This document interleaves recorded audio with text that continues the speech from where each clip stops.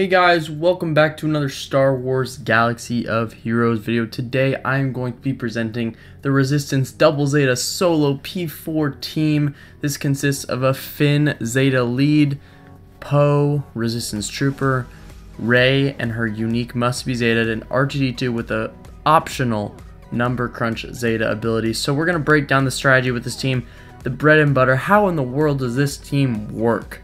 So step 1. Get Poe to be faster than lightning. Step 2.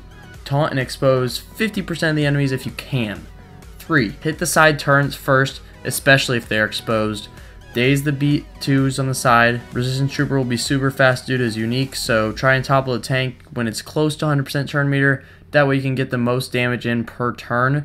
Use Finn's special, Resistance Trooper's basic, Rey's first special, Poe's taunt. Try to get Rey as hard as possible. That's kind of the goal when the tank is toppled. And then when the tank is toppled but it has 70% turn rate, keep an eye out for when to use R2-D2's smoke screen, because when all enemies are buffed, the air bomb drop won't kill any enemies. Keep that in mind, and then you just repeat step 1 14 more times, and then you got a solo. There you go, solo P4, guys. So now I'm going to take a look at the mods and my subjective point of view on this team.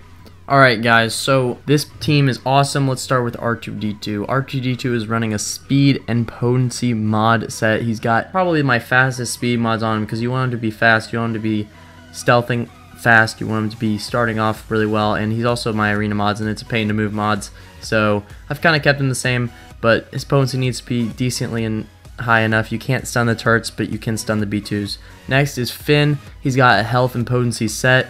His health is pretty good. You don't really need him that fast, but you do need him to be potent. I'd say above 60% is good. I don't have it because I'm struggling with the potency mods, but still, definitely get his potency up. Rey, huge offense and crit chance, guys. Huge. I'm telling you, it does the most amount of damage with an offense mod set. If you can't acquire that, crit damage, crit chance, a little bit of speed. She doesn't need potency because her unique allows her to inflict daze regardless of potency. So keep that in mind, guys. Just remember, offense, critical chance, maybe a couple critical damage, or if she's kind of weak, low geared, health. Poe, really simple, guys. Poe needs to be potent. Okay, no pun intended. He needs to be potent. He needs to be fast. That is what I said at the beginning of the video. Stays true to the end. He needs to taunt a lot. He needs to expose us out. He needs to fuel the rest of the team. He's the bread and butter. Another bread and butter character, Resistance Trooper. He's got to be potent as well. He's got to survive. He's kind of a squishy mother trucker, so make sure he stays alive. Make sure he's a little bit more health centric, and make sure he can land his exposes with high potency. Okay, guys. Another thing to mention is that in his unique, he gains 55% turn meter whenever an enemy is exposed. So he's going to be fueling this whole team as well. So the fuel is Finn, Poe, Resistance Trooper, and lastly BB-8 could maybe make a difference. I don't think he's going to be that big. He might be good on a phase 2 team, you know, but phase 2 is usually run by the Resistance pilot instead of R2-D2. So guys, that is it for this part of the video. Okay guys, so we are going to finally talk about why you should farm the Resistance. So they are great for phase 2 and obviously phase 4 of the heroic AAT raid. They are great for arena and offensive climbs, only they really fall like a rock on defense because they're horrible. The AI doesn't know how to play them on defense, guys. They're great for Galactic War. You need them for speed mods. They make territory battles slight work, guys. It's super easy. It's a cakewalk. I would argue that the Resistance is really great for the Rancor raid because they can do phase 1. It's kind of close, but they can do it if you really put your time to it. And the Rancor raid doesn't really matter that much anymore because the gear drops are horrible. So I wouldn't stress too much about Rancor raid, but you can still throw them in there if you really need to. By the time you're Zetaing them, you're probably not going to need the Resistance team to do the Rancor raid. Here's why you shouldn't farm them. Number 1, 3 Zetas is a lot of time investment, guys. It took about 6 months to get this team ready. That's insane in terms of Zeta farming and everything. So I did a really poor job of planning it out. I thought it would take about 4 months.